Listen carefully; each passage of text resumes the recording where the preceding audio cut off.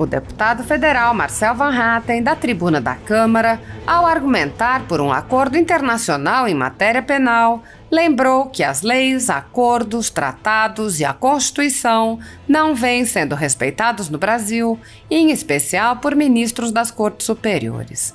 O deputado afirmou: o problema é que a nossa legislação penal, muitas vezes, não tem sido respeitada pela própria Suprema Corte.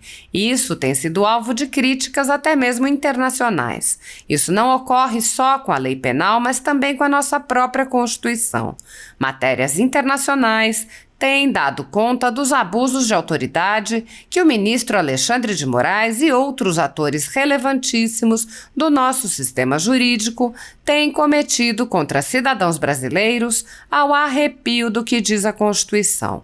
Van Hatten afirmou que os abusos de autoridade do ministro Alexandre de Moraes estão inclusive prejudicando a imagem do Brasil internacionalmente.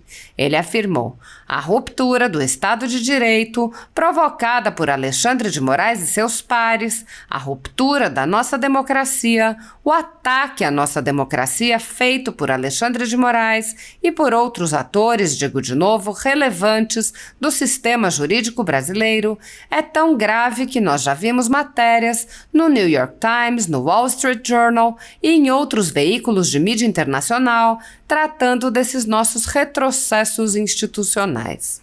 O deputado afirmou: lamentavelmente, em matéria penal, o Brasil tem andado de ré e ainda por cima tem sofrido as consequências de uma péssima imagem e reputação internacional cada vez maior em virtude de ações daqueles que deveriam respeitar a lei e a Constituição.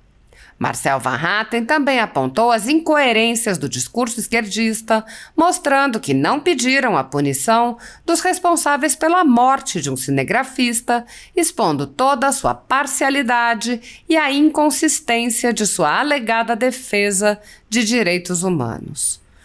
Empresários e cidadãos brasileiros estão sofrendo intensa perseguição política por terem apoiado o ex-presidente Jair Bolsonaro ou por defenderem valores conservadores. Com uma canetada, o ministro Luiz Felipe Salomão, ex-corregedor do Tribunal Superior Eleitoral, confiscou a renda de sites e canais conservadores com o apoio e respaldo dos ministros Luiz Roberto Barroso, Alexandre de Moraes e Edson Fachin.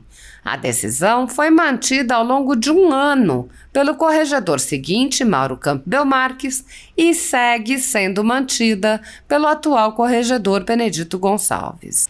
Toda a renda da Folha Política está sendo confiscada em consequência dessa decisão, que se aplica indiscriminadamente a todos os conteúdos produzidos pelo jornal e afeta inclusive a renda de vídeos antigos.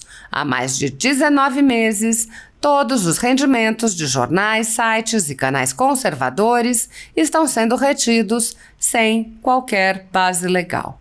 Anteriormente, a Folha Política teve sua sede invadida e todos os seus equipamentos apreendidos a mando do ministro Alexandre de Moraes.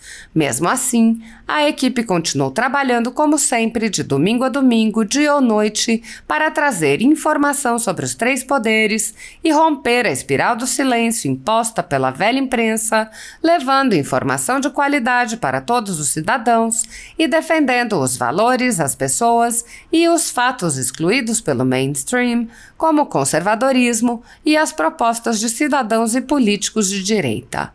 Se você apoia o trabalho da Folha Política e pode ajudar a evitar que o jornal seja fechado, doe à empresa Raposo Fernandes por meio do Pix, cujo QR Code está visível na tela, ou por meio do código ajude@folhapolitica.org. Caso não utilize Pix, há a opção de transferência bancária para a conta da empresa Raposo Fernandes, disponível na descrição deste vídeo e no comentário fixado no topo. Há 10 anos, a Folha Política vem mostrando a realidade da política brasileira e enfrentando a espiral do silêncio imposta pelo cartel midiático que quer o controle da informação. Com a sua ajuda, poderá se manter firme e continuar a exercer o seu trabalho. pix@ajude@folhapolitica.org. Assista! Somos favoráveis ao acordo internacional celebrado entre Mercosul com Bolívia e Chile. É importante que nós tenhamos leis que conversem entre si, entre os países todos do Mercosul, também, obviamente, em matéria penal. Aliás, ontem nós aprovamos outro em matéria penal também aqui na Câmara dos Deputados com a Romênia e agora entre países do Mercosul. O problema é que a nossa legislação penal muitas vezes não tem sido respeitada pela própria Suprema Corte. Isso tem sido alvo de crítica até mesmo internacional. E não só a lei penal, também a nossa própria Constituição. Matérias internacionais já têm dado conta dos abusos de autoridade que o ministro Alexandre de Moraes e outros atores relevantíssimos do nosso sistema jurídico têm cometido contra cidadãos brasileiros ao arrepio do que diz a Constituição. Não se trata de defender quem excede a lei, pelo contrário, quem excede a lei deve ser punido com os rigores dela e da Constituição, mas não fora dela e da Constituição. E é o que nós estamos vendo hoje no Brasil e que está nos tornando num pária internacional em matéria de cumprimento constitucional. A ruptura do Estado de Direito provocado por Alexandre de Moraes e seus pares, a ruptura da nossa democracia, o ataque à nossa democracia feito por Alexandre de Moraes e por outros atores, digo de novo, relevantes do sistema jurídico brasileiro, é tão grave que nós já vimos matérias no New York Times, no Wall Street Journal, em outros meios internacionais tratando desses nossos retrocessos institucionais.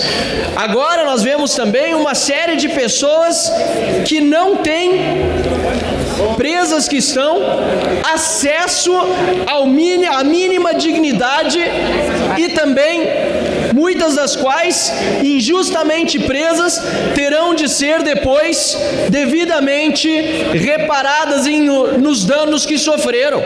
E repito, não se trata de defender vandalismo, pelo contrário, precisa ser repudiado, rechaçado e punido.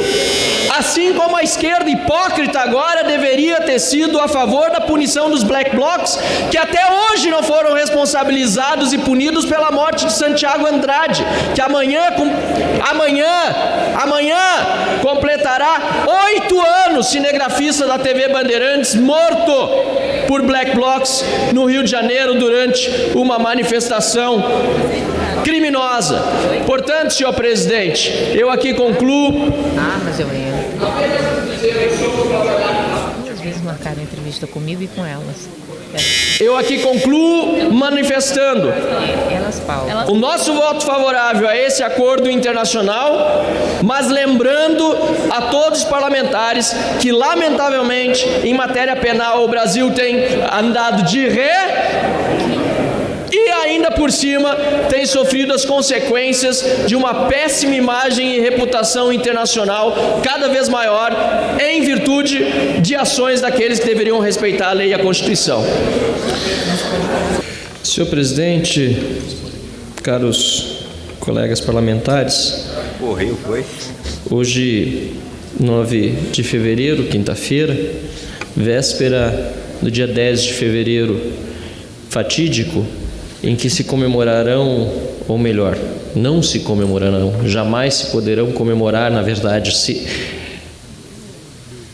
até é difícil falar, mas nós olharemos para a data do dia 10 de fevereiro com muita tristeza, pois há 8 anos, o deputado Luiz Lima, Vossa Excelência, que é do Rio de Janeiro, falecia Santiago Andrade, cinegrafista da Bandeirantes, da Band TV, e que foi atingido por um rojão atirado por Black Blocs. Talvez não seja do conhecimento de todos do plenário, mas aqueles que são do Rio de Janeiro acompanharam mais proximamente, foi notícia de repercussão nacional, e amanhã serão 8 anos da sua morte, sem que tenham sido responsabilizados quaisquer dos Black Blocs ali envolvidos. Eu quero saber onde estão aqueles que estão com tanta veemência criticando terrorismo político para cobrar daqueles que foram os autores dessa morte de um profissional digno de imprensa que deixou esposa, deixou sua descendência na terra tão precocemente por conta de um rojão que foi atirado por Black Blocs, e Black Blocs que sempre estiveram muito próximos dessa turma aí da esquerda, do PSOL, do PT e etc., mas que até hoje não tiveram quaisquer tipos de responsabilizações sobre seus atos covardes, criminosos.